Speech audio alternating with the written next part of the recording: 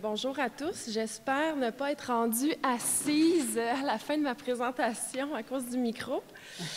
Il me fait plaisir de vous présenter les résultats d'une recherche faite avec ma collègue Marie-Pierre Labrie, qui est statisticienne à la direction de la méthodologie et de la qualité à l'ISQ, donc.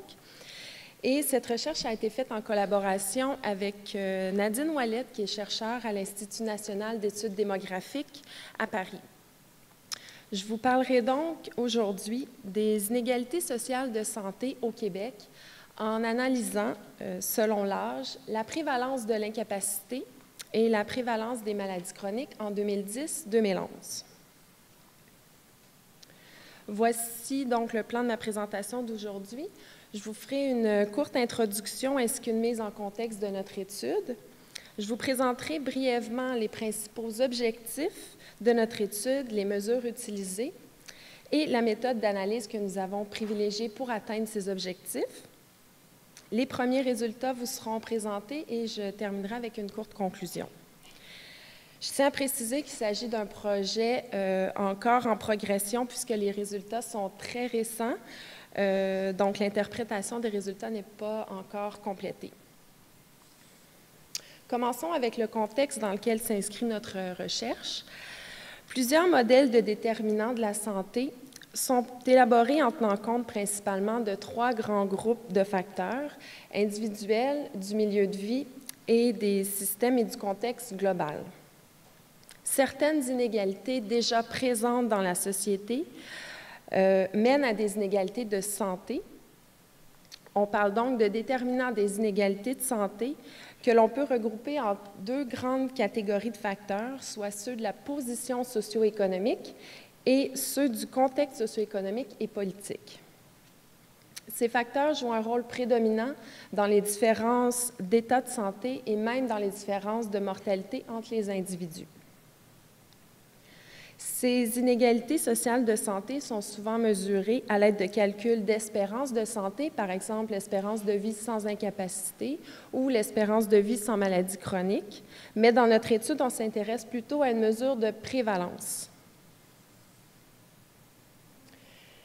Notre recherche est novatrice et se distingue des autres recherches traitant des inégalités sociales de santé au Québec, dans la mesure où, en cherchant à cerner les disparités, elle nous a permis de relever deux défis. Le premier étant de modéliser, dans un contexte de données d'enquête, la prévalence estimée de l'incapacité et la prévalence estimée de maladies chroniques selon l'âge et le niveau de défavorisation, en utilisant une méthode privilégiant une approche souple dite non paramétrique. Il s'agit d'une méthode peu souvent utilisée dans ce contexte, mais de plus en plus répandue dans l'analyse de la mortalité. Le second défi étant de générer une bande de confiance autour des écarts entre les prévalences selon le niveau de défavorisation, en utilisant des poids bootstrap nous permettant de repérer les âges où les inégalités sont les plus importantes. En d'autres mots, on sait que l'incapacité et les maladies chroniques augmentent avec l'âge et on sait qu'il existe des inégalités sociales de santé entre les plus favorisés et les plus défavorisés. Mais nous voulions voir comment évolue l'augmentation de ces problèmes de santé selon le niveau de défavorisation et comment évoluent les écarts entre les sous-groupes à mesure que l'âge augmente. Les données utilisées pour mener nos analyses proviennent de l'enquête québécoise sur les limitations d'activité, les maladies chroniques et le vieillissement, menée en 2010-2011 par l'ISQ. Il s'agit d'une enquête populationnelle représentative des personnes âgées de 15 ans et plus au Québec vivant en logement non institutionnel. Cela comprend les personnes qui vivent en logement privé et celles qui vivent en logement collectif non institutionnel, comme les résidences pour personnes âgées. Les CLAV ciblent trois populations. La première, ce sont les personnes âgées de 15 ans et plus ayant une incapacité. La deuxième, ce sont les personnes âgées de 15 ans et plus ayant au moins une maladie chronique. Et la troisième, les personnes âgées de 65 ans et plus, qu'elles aient ou non une incapacité ou une maladie chronique. Dans les CLAV, on définit l'incapacité comme le fait d'avoir des difficultés à réaliser certaines activités de la vie quotidienne en raison d'un état ou d'un problème de santé de longue durée. De plus, on définit une maladie chronique comme le fait d'avoir des problèmes de santé physique ou mentale ayant été diagnostiqués par un médecin, nécessitant un suivi médical et impliquant la prise de médicaments. Les prévalences de maladies chroniques que nous avons choisi d'analyser sont celles décrivant la présence ou non d'au moins une des 5 maladies chroniques suivantes, soit l'arthrite, arthrose ou rhumatisme, le diabète, la bronchite chronique ou les maladies pulmonaires obstructives chroniques, l'hypertension et les maladies cardiaques. Ces maladies ont été spécifiquement documentées dans les CLAV puisqu'elles comptent parmi les maladies chroniques faisant l'objet d'une surveillance particulière par le ministère de la Santé et des Services sociaux. Les données utilisées sont le nombre estimé de personnes avec et sans incapacité par sexe, année d'âge et quintile de défavorisation. De plus, nous utilisons le nombre estimé de personnes avec et sans au moins une maladie chronique, également par sexe, année d'âge et quintile de défavorisation. On parle ici de données estimées, puisque rappelons que nous sommes dans un contexte de données d'enquête, c'est-à-dire que nous travaillons avec un échantillon pondéré pour être représentatif de la population. Les données sont ventilées selon le quintile de défavorisation québécois, reposent sur l'indice de défavorisation développé par Pampalon et Raymond, que M. Hamel nous a très bien présenté hier. Je vous rappelle tout de même que donc l'indice est obtenu à partir de 6 indicateurs issus du recensement, soit 3 pour chacune des 2 dimensions ou composantes de l'indice. C'est donc sur la base de ces 6 indicateurs que la population est divisée en 5 groupes, les quintiles. Il est possible de tenir compte des 2 dimensions de l'indice simultanément et c'est ce que nous avons fait. Nous avons choisi ce découpage de la population. Plusieurs autres façons de scinder la population sont possibles, mais nous avons choisi celle proposée par l'INSPQ. On définit une prévalence estimée de l'incapacité selon l'âge comme le nombre de répondants à l'éclave avec incapacité, multiplié par le nombre de personnes que chacun représente dans la population, c'est-à-dire son poids échantillonnal. Le tout est divisé par la population totale estimée, soit la somme du poids échantillonnal de tous les répondants. Suivant la même logique, on définit une prévalence estimée des 5 maladies chroniques que nous avons retenues selon l'âge X, comme étant le nombre de répondants avec au moins une des 5 maladies chroniques, multiplié par le nombre de personnes que chacun représente dans la population, le tout divisé par la population totale estimée.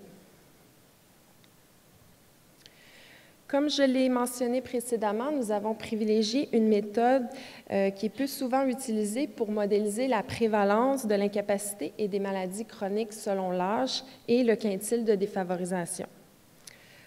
En effet, pour chaque quintile, les prévalences estimées ont été modélisées grâce à un modèle de régression logistique. Les coefficients du modèle ont été estimés à l'aide d'une approche non paramétrique reposant sur les p-splines. Cette méthode de lissage par p-spline combine les notions de b-spline et de pénalité. L'objectif ultime de cette méthode consiste à trouver le meilleur compromis entre la précision et la régularité de l'ajustement du modèle aux données. En d'autres mots, on juge du bon équilibre entre adéquation aux données et la qualité du lissage en fonction d'un critère statistique afin d'obtenir un lissage régulier sans perdre l'information des données. Voici en quelques mots l'idée derrière les p-splines. Voici des données simulées et un certain nombre de b-splines. Les b-splines sont des polynômes de degré 3 qui ont ici le même coefficient, c'est-à-dire la même hauteur. Lorsqu'on les laisse modéliser les données, voici jusqu'à quel point les B-splines font en sorte que la courbe s'ajuste aux données de façon très précise. Par contre, cette courbe n'est pas très lisse ni régulière. C'est pour cette raison que l'on applique une pénalité au coefficient des B-splines pour obtenir une courbe encore précise mais plus régulière. Voici concrètement ce qui s'est passé dans le cas de nos données. À titre d'exemple, voici la courbe des prévalences modélisées et les prévalences estimées de l'incapacité à chaque âge pour les femmes du quintile 1 le plus favorisé. Pour établir s'il existe des différences selon l'âge entre les courbes modélisées de prévalence selon le quintile, nous avons généré des bandes de confiance avec les poids bootstrap autour de la courbe des écarts entre les prévalences des quintiles 1 et 5. Donc, dans un premier temps, pour les quintiles 1 et 5, on calcule à chaque âge les prévalences estimées en utilisant le poids échantillonnal.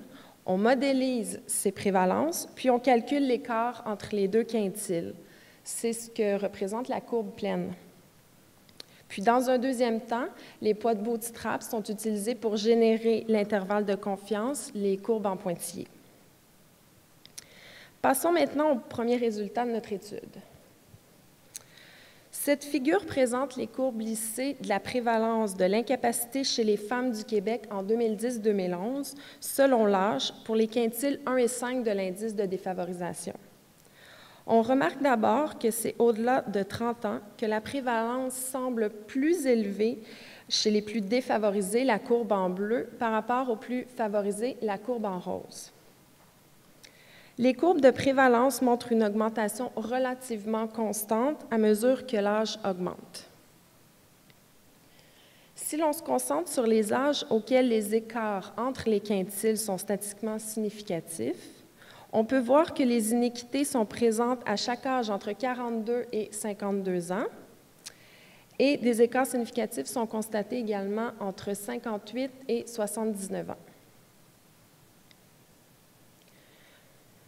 Voici maintenant les courbes de la prévalence de l'incapacité selon l'âge, cette fois-ci chez les hommes. Au premier coup d'œil, on constate que peu importe l'âge, la prévalence paraît plus élevée chez les plus défavorisés par rapport aux plus favorisés. Tout comme chez les femmes, les courbes de prévalence montrent une augmentation constante avec l'âge. Des inégalités sont constatées à chaque âge entre 25 et 30 ans, et entre 47 et 62 ans.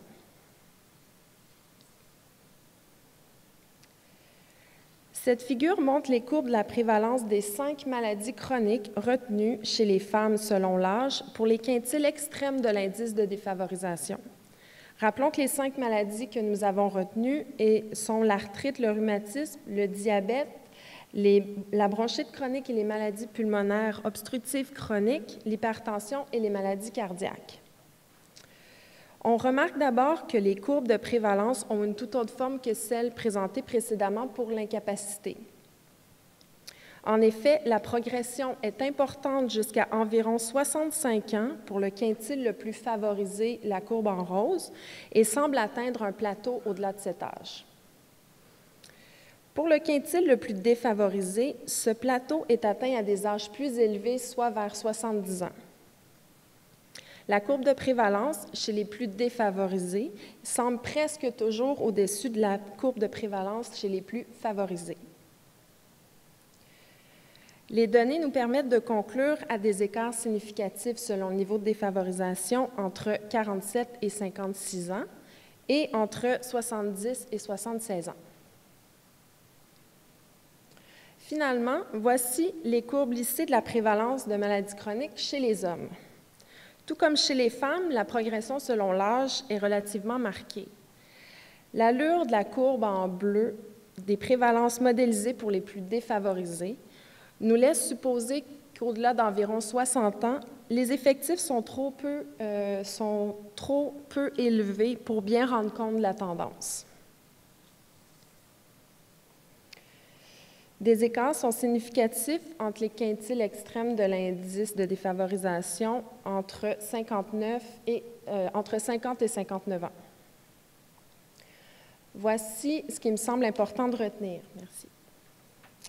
Les courbes de prévalence de l'incapacité selon l'âge suivent une tendance relativement similaire selon le niveau de défavorisation. Toutefois, ce n'est pas le cas pour les courbes de prévalence selon l'âge des 5 maladies chroniques retenues pour nos analyses.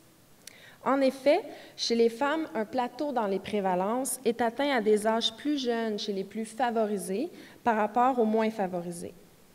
Chez les hommes, la tendance n'est vraiment pas claire au-delà d'environ 60 ans, et ce, sans doute à cause des effectifs plus restreints.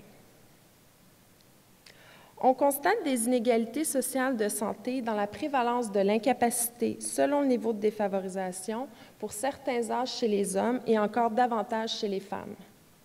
Ces inéquités sont présentes à des âges plus jeunes chez les hommes que chez les femmes. On constate aussi des inégalités dans la prévalence des 5 maladies chroniques retenues entre les plus favorisés et les plus défavorisés pour certains âges chez les femmes et chez les hommes. Concernant les analyses à venir, les résultats sont tout chauds, alors il faut, dans un premier temps, tenter de comprendre ce qu'on observe, puis dans un deuxième temps, on pourrait faire des analyses en faisant de petits regroupements d'âge afin de pallier au fait que nous travaillons avec des effectifs restreints, particulièrement chez les hommes aux âges avancés. L'idée de départ de notre étude étant de cerner les inégalités selon l'âge, il faudrait faire attention à ne pas dissimuler certaines disparités à cause de ces regroupements. Il serait également intéressant de faire les mêmes analyses en utilisant séparément la dimension matérielle et la dimension sociale plutôt que la combinaison de ces deux dimensions. On pourrait alors examiner les possibles différences dans les tendances et voir également si les inégalités de santé entre les quintiles surviennent aux mêmes âges pour les deux dimensions. Ultimement, il faudrait arriver à comprendre comment ces inégalités sociales de santé, particulièrement en ce qui concerne les maladies chroniques, mènent à des inégalités de mortalité. Si vous avez des questions ou des commentaires, vous pouvez me contacter ou contacter une de mes collaboratrices. Il nous fera évidemment plaisir de vous répondre. Merci beaucoup. Merci beaucoup.